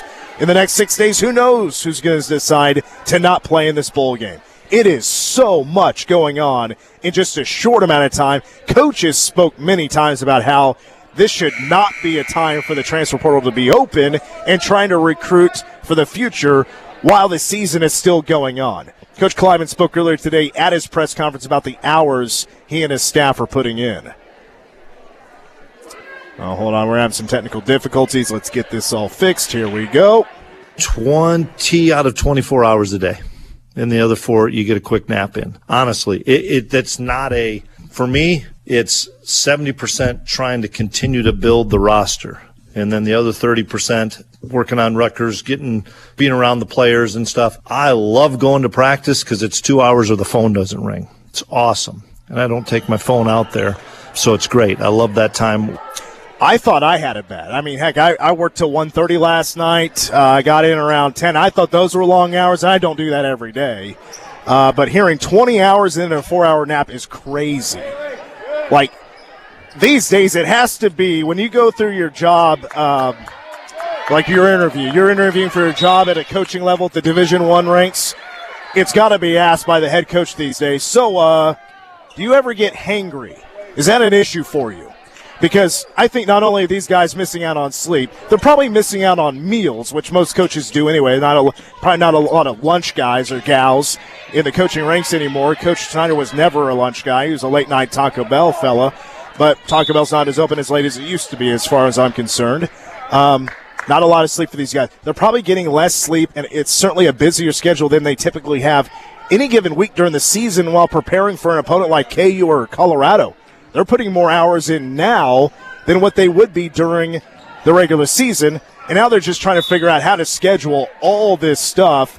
And by the way, dozens upon dozens of recruits are coming in during this time. Here's Coach Kleiman, his schedule for the visits and having all these guys coming in, especially this weekend. Got a lot of kids on campus today, a lot of kids on campus tomorrow, kids on campus Sunday, and then they have to be off campus. But we have, let's just say, a really full weekend of kids here, and then the bowl game, and then I think it starts back up. I know it starts back up, I think, from a quiet period January 1st through about the 11th or so, that you still could have kids on campus. Maybe the benefit that K-State has is we don't start school till later in January. So my anticipation is that we'll have potential kids on campus that first couple weeks of January that are still trying to figure it out. There's a couple of questions asked to Coach Kleiman today about, like, for instance, I'm blanking on his name, but the quarterback from Vanderbilt, who was a former JUCO player, who is basically a lawsuit that sued to get an extra year of eligibility. I still don't remember, like, the whole. I'm like Chris Kleiman. I don't know exactly going on because there's so much going on right now just with K-State, with the transfer portal, trying to keep up with all this stuff outside of their program. I'm having a tough time keeping up. Diego Pavia? Oh, that's right, Diego Pavia. Thank you. I was forgetting his first name. Diego Pavia. Of course he beat Alabama, so he's trying to play one more year of college football to get that bag and trying to get that one more year of eligibility. Now I guess the language in the lawsuit with it going in favor of Diego Pavia is like, well, now these JUCO players, once they leave wherever they're playing JUCO football and they go D1, they still have 4 years of eligibility, which to me is crazy for that. But now it's like, all right, so the language here is like, so this is for all the guys that play JUCO, and it's good for everybody that's still playing college football. Does Uso Samalo still get an extra year of eligibility? What's going on here? There's a lot of questions that we don't have answers to. There's too much of that in college athletics, and now what these coaches are going through these last couple of weeks is a crazy amount of work on their plate. It's insane. A lot of what we just heard being discussed by and explained by Chris Kleiman is the exact reason why a lot of these older coaches are just getting burned out and are leaving college football. Now, on top of that, and I mentioned this a little bit earlier, I mean, dozens upon dozens of visits taking place for K-State. I want to say it's like 100. It's nothing anywhere close to 100, but you'd be amazed to see just a list of names I have. Not everybody has visited, but it's just a list of names that are right now kind of K-State in the hunt to bring out of the transfer portal. Right now on my list I have 22 players. Not everybody's visited. Some are visiting this week, maybe some a little bit later on. But K-State's going to have to wrap it up because they're getting ready for a bowl trip. So it's a lot happening this weekend, and then it's on pause, and then they're going once again in January. But K-State gets a secondary commitment today. That's now 3 out of the portal for the Cats. That's good. There's still some more work to do, and that's what Kleiman said earlier today. There's still more work to do. I'm still fascinated by the wide receiver position, even though Hunter out of Cal, he's going to Nebraska. Jalen Moss has canceled his K-State visit, so he's now out. I would imagine Isaiah Johnson from Michigan State is also out. Coming in this weekend is Dean Patterson from Florida International. Emmanuel Henderson is currently here from Alabama. Petaway, I forget his first name, but Petaway, I don't know how to pronounce it, but from Oklahoma.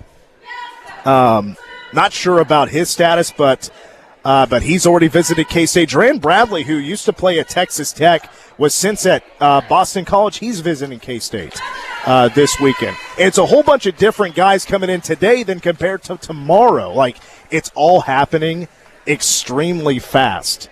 And in a blink of an eye, is a recruit planning to come to K-State or planning to go somewhere else, or they got a visit plan and then somebody else comes in and wants their attention to come to their school, and in a blink, a coach does all this research on a player in a short amount of time, and then they're going somewhere else. They have no longer any interest. It's happening so quick. It's a much fast, crazy pace that it's just changing every day.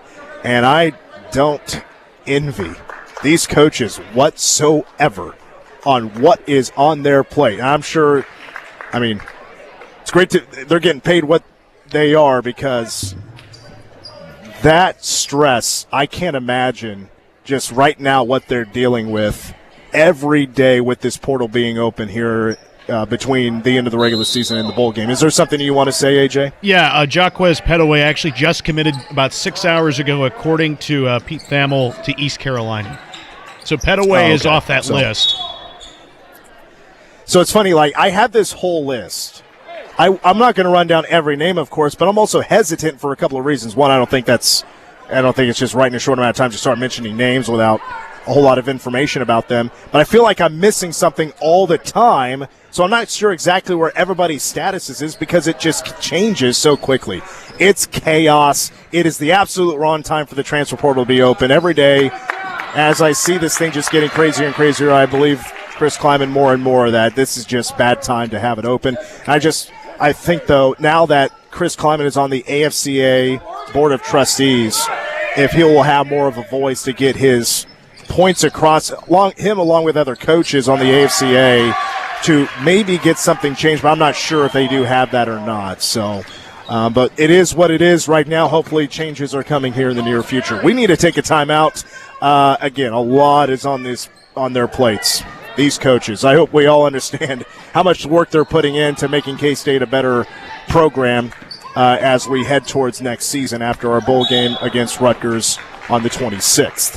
When we come back, I want to talk a little bit about the college football playoff. I do believe there is a Cinderella story that's already in the making that could continue in the college football playoff, and that's coming up next on The Game.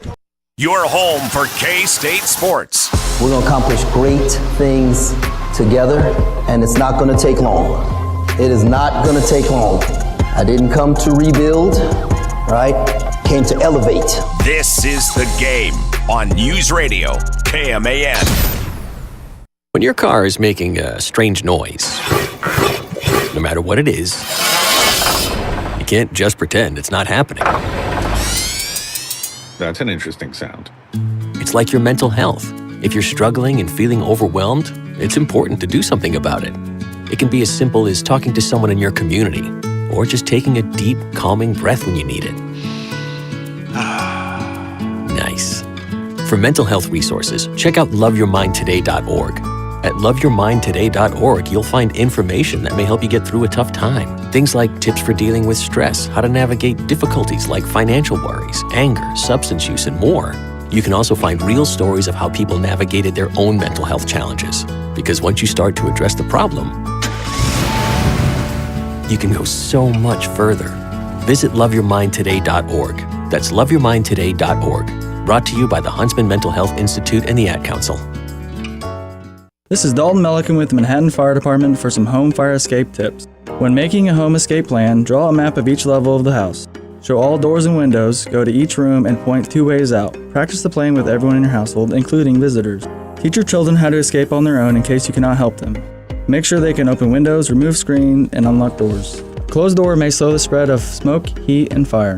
Install smoke alarms in every sleeping room outside each separate sleeping area.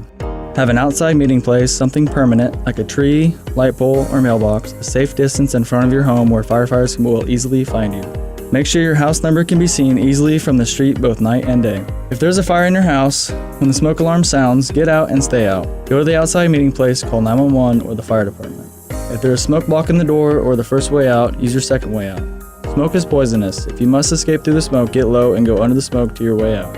For more fire safety tips, visit us on Facebook at Manhattan Fire Department. Brought to you by the Manhattan Fire Department and Manhattan Broadcasting Company. Hi, I'm Jake Powell with the Manhattan Fire Department, here with some smoke alarm tips to keep you and your family safe. Install smoke alarms in every sleeping room, outside each separate sleeping area, and on every level of the home.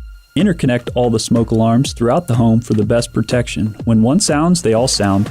Make sure you can hear the smoke alarm from where you sleep.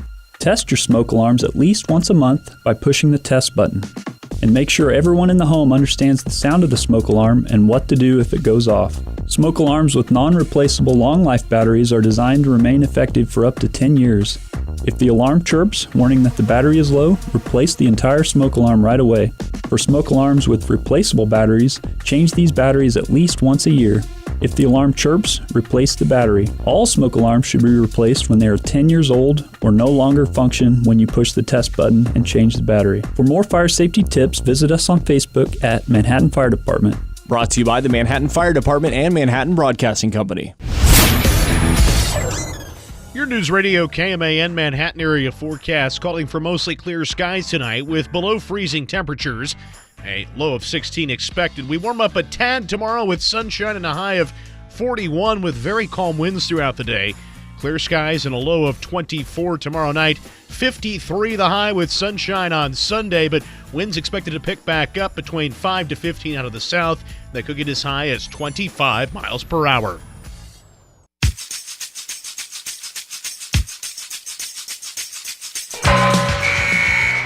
We are back on The Game. Mitch Fortner and AJ Shaw. We're live. I'm live from the MHS gym. AJ's back in our K-Man studio. Before we talk quickly on the college football playoff, I do want to bring up some more information on Marquavius Moss. He becomes a FCS transfer. I think he'll play jack safety. I think he could be a replacement for Jordan Riley, or at least in competition to be in the 2 deep to replace Jordan Riley at the jack safety position.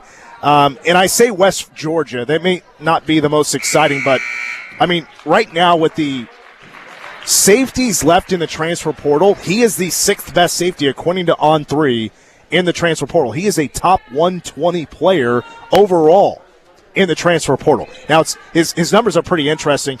As a defensive back, this past season for West Georgia, which, by the way, also before West Georgia, he was at Dodge City Community College. But for Moss at West Georgia this past season, again, defensive back, 56 tackles, 9 TFLs, 5 sacks, no interceptions. No picks, but man, he could wreak some havoc in the backfield. And what that also tells me, I bet he's quite the run stopper as well. So I love to see that.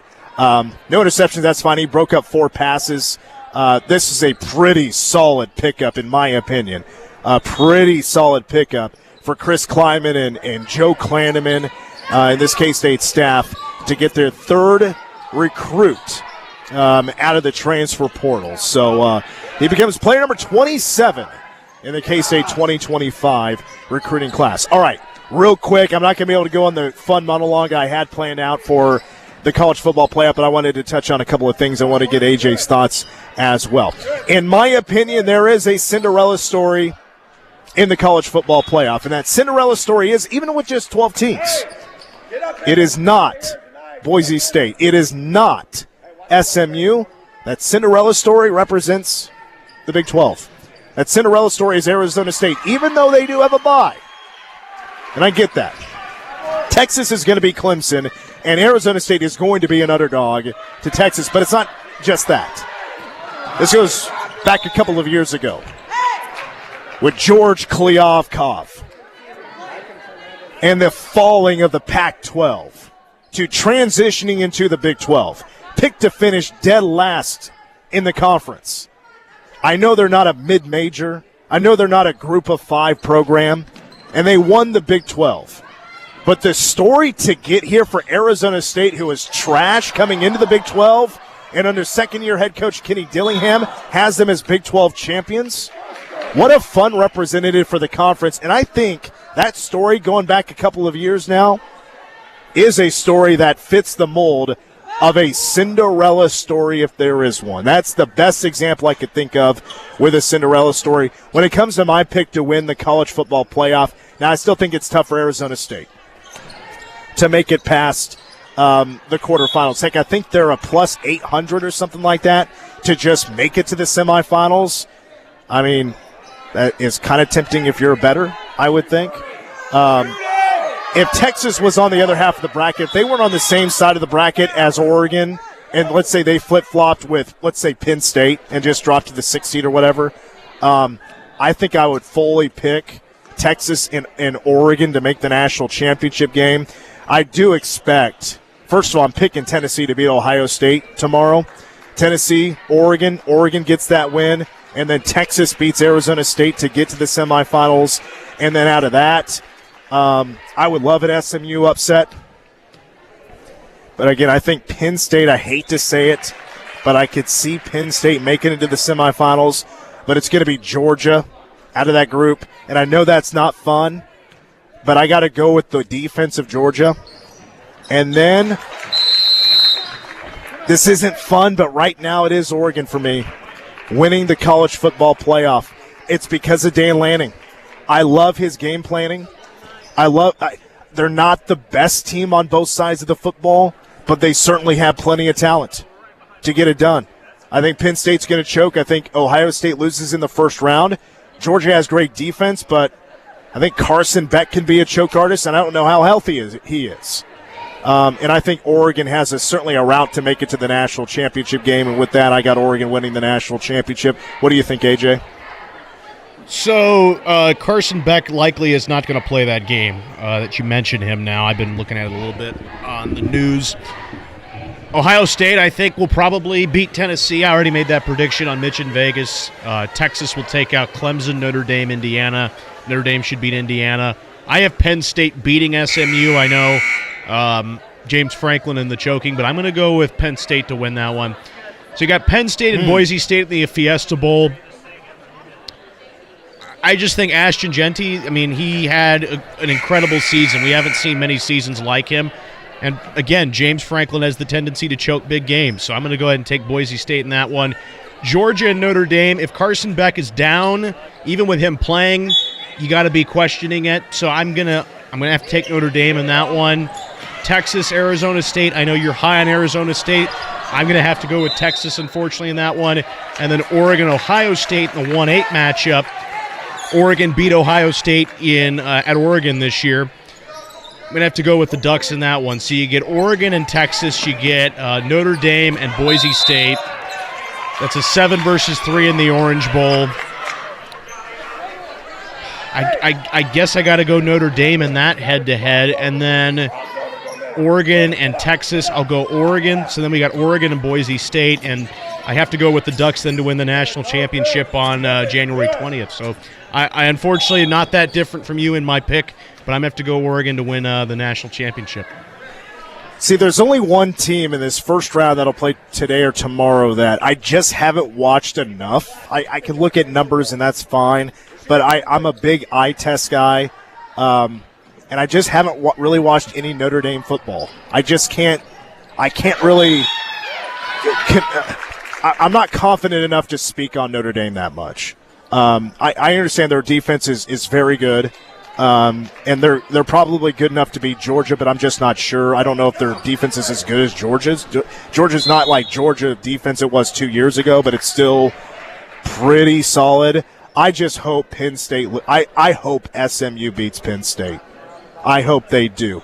Penn State, obviously they're good, but they're also choke artists. James Franklin is a choke artist, and it's just going to be the first time – of them getting into the college football playoff and playing their first ever playoff game.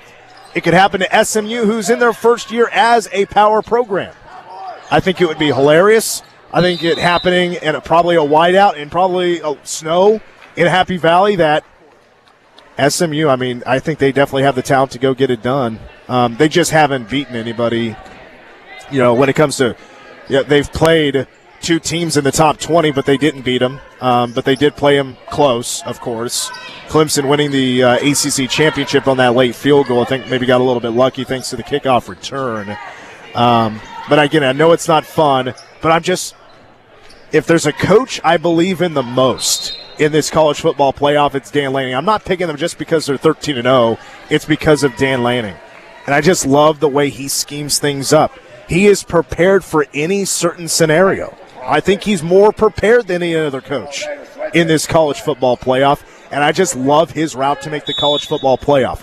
That national championship on that bracket is going to be between Oregon and Texas. I think there's no doubt it's between those two teams to make the national championship game. It's the other side of the bracket that I feel like is more wide open. I'm not counting out Indiana to get it done, even though Notre Dame is probably the better team. But don't count out Indiana. I'll just kind of leave it at that. So anything else you want to mention before we get to some Ask Us Anything? You think Notre Dame might lose to Indiana at home, or are you just in general saying just don't count out Indiana? I don't know. Again, Indiana, their strength of schedule is not solid. Yeah. They did not play the toughest schedule, although they did. They did get 10-0 and just didn't get by Ohio State. That was their toughest opponent. The one team they played with a postseason pedigree in Ohio State, they got killed. This game is also in South Bend, so I'm not picking Indiana. Sure, to cover, fine. It's going to be super cold. Apparently, it's snowing, or I don't know if it's still snowing, but it's probably going to be a low-scoring game. So Indiana covers, sure, but I do expect Notre Dame to win. There's only one road team that I think will win in the first round, and that's Tennessee. Tennessee is a super underrated defense. You want to talk about defensive success rate? Nobody is better in the country than Tennessee and you know me, I'm a defensive guy, their pressure that they can get on Will Howard, I think this could be a tough draw for Ohio State, even though they're going to be at home. And Will Howard. So that's why I like. Sorry. Go ahead.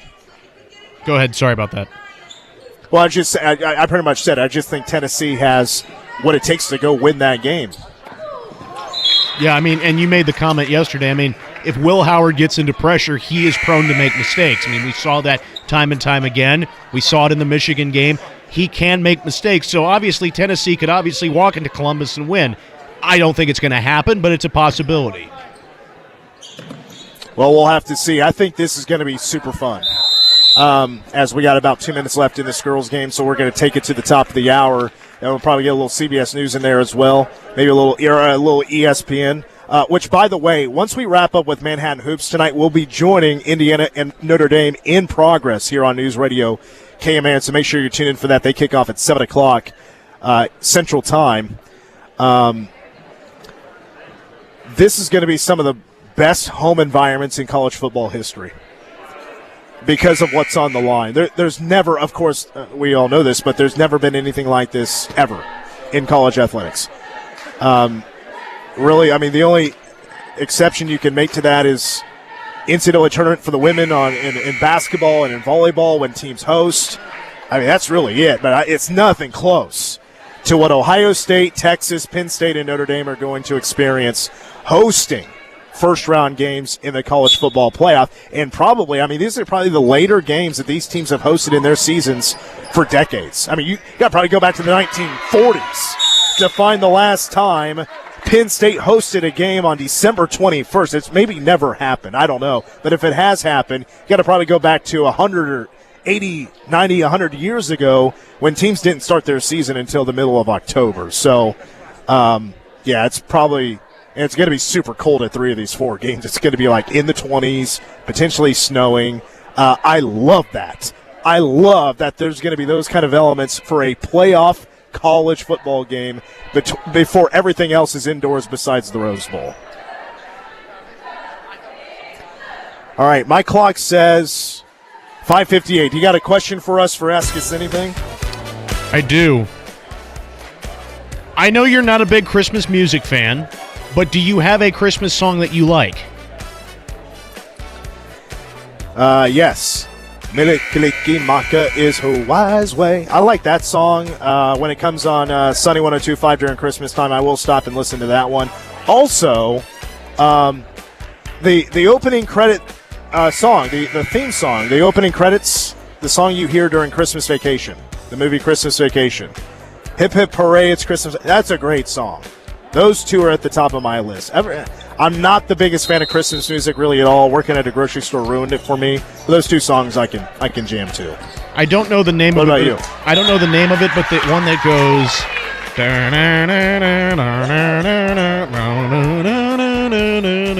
Do you know what I'm talking about? No.